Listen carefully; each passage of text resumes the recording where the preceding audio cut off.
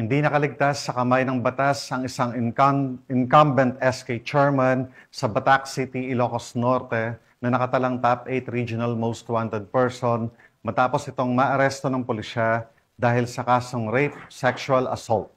Nakatutok dyan si Police Corporal Rafi Veloria. Doon ng mga operatiba ng pulisya ang isang top 8 regional most wanted person na kasalukuyang nanunungkulan bilang SK chairman sa Batac City, Ilocos Norte nito lamang ika-6 ng Oktubre taong kasalukuyan. Inilala ang akusado na si alias Janjan, 24 anyos, binata at residente ng Barangay Camguidan, Batac City, Ilocos Norte. Bandang alas 9:32 ng umaga, isinagawa ng mga tauhan ng Batac City Police Station ang operasyon alinsunod sa warrant of arrest na nilagdaan ni Honorable Felix G. Salvador, Presiding Judge, Regional Trial Court, Branch 17, 1st Judicial Region, Batac City, na nagresulta sa pagkakaaresto ng nasabing individual kaugnay sa kasong sexual assault na may piyansang nagkakahalaga ng 200,000 piso at rape na walang kaukulang piyansa.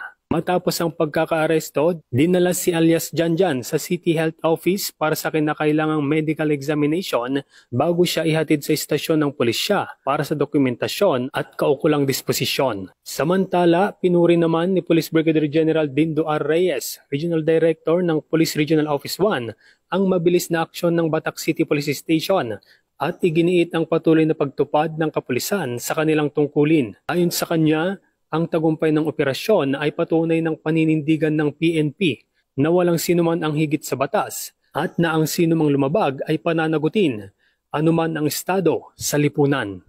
Mula dito sa Ilocos Region, ako ang inyong PNN correspondent, Police Corporal Rafi Veloria, alagad ng batas, tagataguyod ng Balitang Pulis.